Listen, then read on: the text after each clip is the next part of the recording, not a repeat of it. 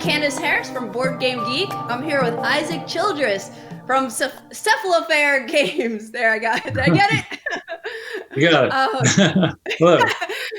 Close enough, right? Talking about Gloomhaven, Jaws of the Lion. How are you doing Oh today, yeah. Isaac? I'm doing pretty good. Yeah, Um, can you give us an overview of Jaws of the Lion? sure, yeah. So, if you're not familiar with Gloomhaven, it's a dungeon crawl game.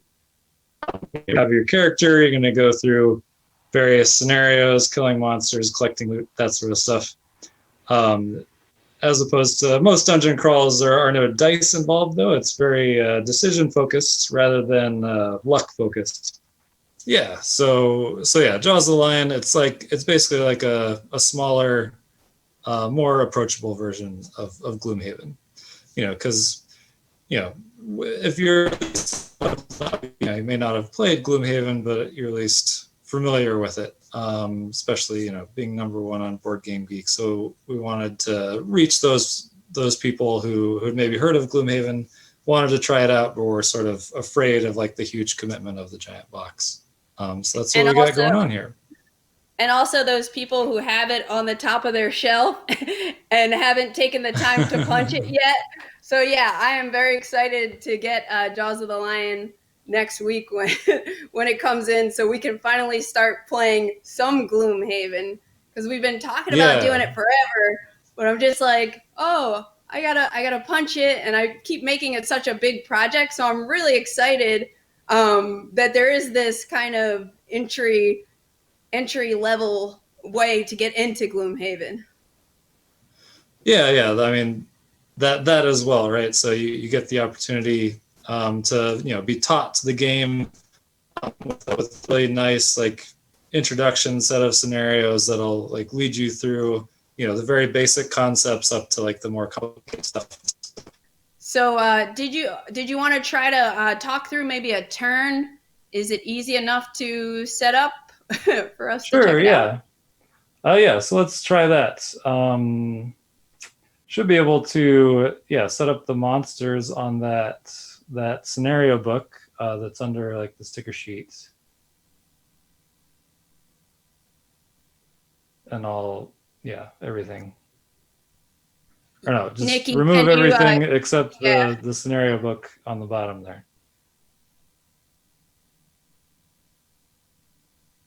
Yeah, there's lots of books. there, there we go. All right, yeah. And Unlike Gloomhaven, which has map tiles that you've got to like store and sort and take up a bunch of space, or for Jaws of the Lion, we just have all our scenarios within the scenario book itself. So you just open up the book and you start playing within the book. So we could set up like a two-player game here if we take some of the Vermling Raider tokens, which are all the monster icons on the board. Yeah. And if we set up like a two-player map, then we're going to look at like the top row of each of those icons. And if it's white, it'll have a white stand. If it's yellow, it'll have a yellow stand. And if it's black, then it just doesn't have any stands. Or it's not there, right? So okay. and then we can, yeah, I don't know, we can open up a couple character boxes and then put those guys in the starting places, which are on the left side of the board.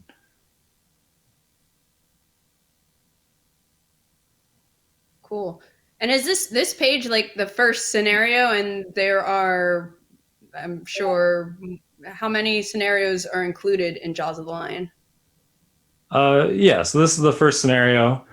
There's a little bit of an intro like on the front cover, and then it just gets you right into it. You're on your way back to Gloomhaven. You get ambushed by some vermlings, and yeah, there's 25 scenarios in the book. Okay. There's you probably play somewhere around like 14 in order to like complete the main campaign. But there's also like some side content and stuff like that that you can also play through. Cool. Okay. So now I've set up a character. Sure, yeah. Let's open the red guard with the sickle on the chain.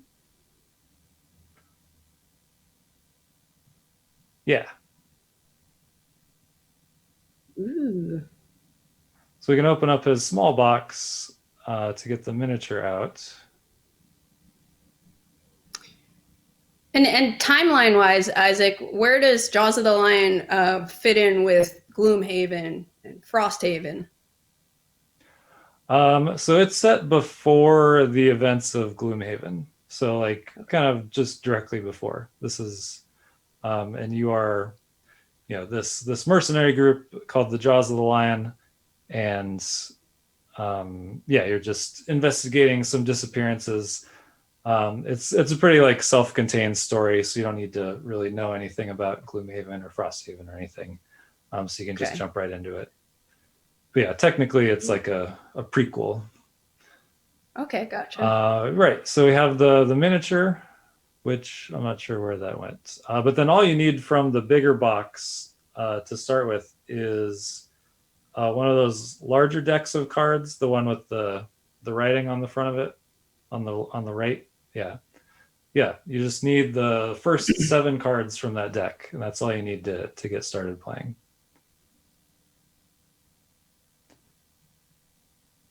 And Cool. then you can also see, like to the right of the scenario book, we've got the scenario map or the city map, which is a really nice feature of this game. So even if you're familiar with Gloomhaven, this is a much like more detailed, nicer map that you can Oh just yeah. explore the city with. And as you unlock scenarios, you'll be placing stickers on this map to sort of like fill it out with different interesting locations. Cool. Okay. So yeah, if you look at like, yeah, the first 6 cards, well, I think we maybe took out the back cards instead of the front cards. Those are high level cards. But anyway, we could show any card and I could sort of explain that system in a little more detail. Okay. Or yeah, there are so these are some of the cards that you will start the game with. They have pretty basic actions on them.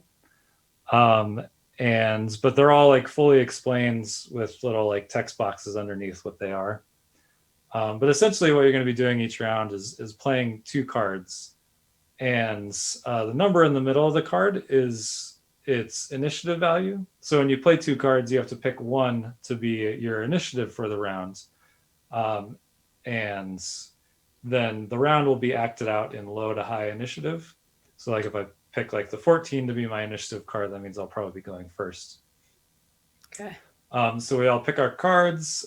We do that sort of simultaneously in secret, so we don't know, what everyone else is doing necessarily. And then we'll all simultaneously flip over our cards to show what we're doing each round, and then and then we'll act out the round. In this first scenario, we don't even have cards for the monsters. They just do like a prescribed thing every turn where they move 1 space and do 2 attack. And that's to sort of get you familiar with your own cards before you have to deal with like the complications of the enemies. But then in future scenarios, enemies will also have an ability card that they flip over each round that gives them an initiative value and tells you what they're going to be doing that round. But yeah, so once it's your turn, then you're going to do like the top action of one of your cards and the bottom action of the other cards. You always have to do a top and a bottom. But you don't have to choose exactly what you're going to be doing until it's actually your turn. So maybe you wanted to do, the top of the left one and the bottom of the right one, but now it makes more sense, because maybe things have shifted around on the board that you're going to do the top of the other one and the bottom of the other one.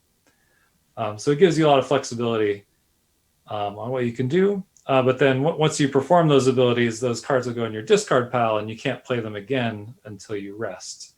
So you always have to think about like what you can do this round, but also like, what you'll be able to do in future rounds as well, given that you won't have the cards that you're playing anymore, right? So a card might have, a really good top action for right now, but its bottom action might be really good like a couple turns down the road. Right. And so you got to choose like whether you want to play that now or wait to play it later. And how big is the deck that you're working with? So to start off with, in this first scenario, it's just those 6 like starting cards. Oh, that's okay. So the decisions are pretty simple to start out with. So basically, once you've gone through 3 rounds, then you'll run out of cards and you'll have to do a rest. Whenever you rest, you have to lose one of your cards, and then you'll get the rest back into your hand, but then you'll only have 5. And so then you can only play 2 more rounds before you need to rest again. Gotcha. And so that kind of acts as like a stamina system. Basically, you need to get through the entire scenario before you run out of cards, before you rest so much that you don't have any cards left. But then as the game progresses, you'll get more and more cards added to your deck as you go through the tutorial, and they'll become more complicated as well. So then sort of by the 4th scenario, you'll have your entire hand of cards, which ranges depending on your character class from 9 to 11. Okay. So yeah, you'll have more options and more complicated options at that point. And do the monsters each have their own initiative? So when they move or take their turn? Yeah. So if you look at it's sort of that red deck of small cards to the right of the scenario book. The top right. The skull on it. Top right, Nick. Yeah. Well, that's also there are cards. Yeah, those guys. Yeah. So each round, every monster type will flip over one of those cards. But you won't get to see what that card is until after you've picked your own cards. And so you can't react to it until you've already chosen your cards. But then that has an initiative value on it, and then it also tells you like what they're going to be doing. In this case, they're moving slightly less than their normal value and attacking slightly less, but they're doing it at range and on 2 separate targets. So that can be pretty dangerous. Gotcha. So, maybe you weren't expecting them to do a range attack, and now you see that they are. Maybe it makes more sense to just, run away or something as opposed to getting hit by them. So it's all about, making those decisions and then seeing how the round is going to play out, and then maybe modifying those decisions and reacting to everything that's going on around you. Okay. And I'm hearing from friends of mine who have played this that it starts getting super hard around scenario 3, I think. So how's the scale for like ramping up as you go through? Yeah. So yeah, you get it kind of easy the first couple of scenarios. I would say even 3 is not that bad. But yeah, by the time you get through the tutorial through scenario 5, the goal is to challenge you, and basically like you're playing more or less like full Gloomhaven at that point. So yeah, expect like a difficult game that will provide you with plenty of challenge. It's not necessarily like a kid's version of Gloomhaven or something. It's just a version of Gloomhaven that does a better job of teaching you how to play, but it's still the full challenge of the game. Do you know if there are plans to, or do you have plans to eventually migrate regular Gloomhaven and Frosthaven to have a booklet for the map versus the tiles at some point as an alternative for playing either of those releases? Yeah, so a lot of people are interested in that. The booklet in Jaws of the Lion has been like a pretty huge success, and we recognize that it's like a really great way, an easy way to play the game with minimal amount of setup. Yeah, so we did announce that we were going to be working on a book like that for Gloomhaven and Frosthaven, but it'll take some time to make those books, just because there's a lot of artwork that goes into it and a lot of layout and all that sort of stuff. So ideally, sometime like later next year, probably, we'll be getting those products out. Cool. Was there anything, I guess, from your experience designing the characters in Gloomhaven that you kind of learned as you developed the characters for Jaws of the Lion and or Frosthaven that you've just any kind of changes to how you decided to create these characters? Well, these characters for Jaws of the Lion, yeah, I kind of designed them to be a little easier to pick up and play with than some of the more complicated characters in Gloomhaven and Frosthaven. But at the same time, like I feel like yeah, a lot of the developments of Gloomhaven and Frosthaven sort of informed the creation of these characters, so that like they're I don't know they're just I feel like they're more refined. Like they're simple to play, but they're also there's a lot of depth to them as well. There's a lot of interesting things you can do with them. So the Red Guard is kind of like the tank of the group. He's got a shield, but he's mostly like ranged attacks instead of just running up to things and hitting them. He actually likes like he has the sickle on a chain, so he'll like pull things closer to him, like so he'll attack from range and pull things in him, and do all sorts of fun stuff with that. He's basically like dancing around the battlefield, just hitting everybody and moving them around. And then you have the Demolitionist, who's kind of like the focus like damage dealer of the group. And she like loves to play around with obstacles, so she'll blow up obstacles to make herself more powerful, or she'll like knock enemies into walls and do all sorts of like crazy things with her giant mechanical fists.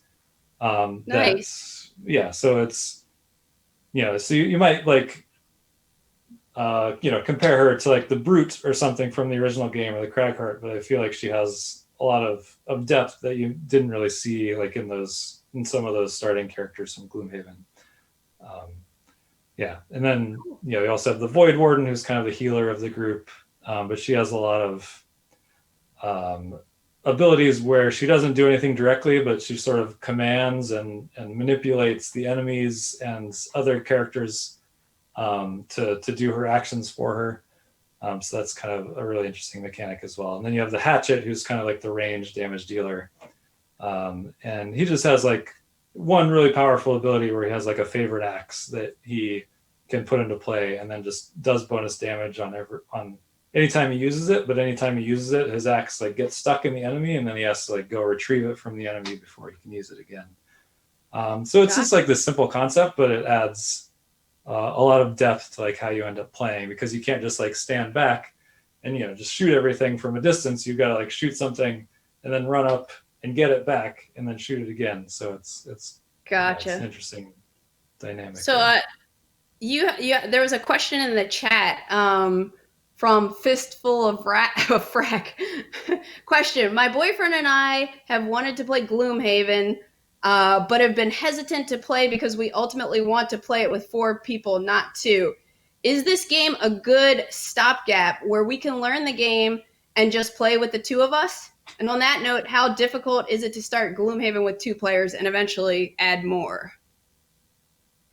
So, this game and also Gloomhaven, especially, like you can always add or drop people from the group. You don't have to play with the same group every game week to week. The system can accommodate any number of players, but also change the number of players or change in like the levels of the characters in the group as well. Like you just sort of average everyone's group or everyone's level together to get the level of the scenario. But yeah, I mean, I don't think I know a lot of groups that play 2-player, especially with Jaws of the Lion, especially like during the pandemic. You'll have a husband and wife play through, and I've gotten lots of great feedback on that. That they're really enjoying it. And if you play through 2 characters, a lot of people are now like going back and playing it through again with like the 2 characters that they didn't play it through with the first time. That's a great idea. There is another option where you can play 2 characters at a time. So each of you play 2 characters. So you do have like that full four character group. That is like a more complicated way to play though, because you have to manage 2 separate characters. So yeah, like especially if this is your first time playing Gloomhaven, I would just sit down with your spouse and play two player through Jaws of the Lion. I think you'll have a great experience. Cool. Well, thanks so much, Isaac, for giving us a look at Gloomhaven, Jaws of the Lion. Wow, that was a cool effect, Derek. um, and this game was released at Target a couple months ago, right? And now it'll be retail released just about everywhere, starting next week, I believe. Yeah, yeah. So it was available in Target. It's been available for the past month or so. But yeah, we're seeing a hobby release on Tuesday, August 4th. So Cool. ideally, at that point, you can go into your local game store, or if you don't want to do that, obviously you can order it online off Amazon and lots of other places. So yeah. Awesome. Well, great talking to you, Isaac. Thanks again. This is Gloomhaven, Jaws of the Lion, Cephalofair Games.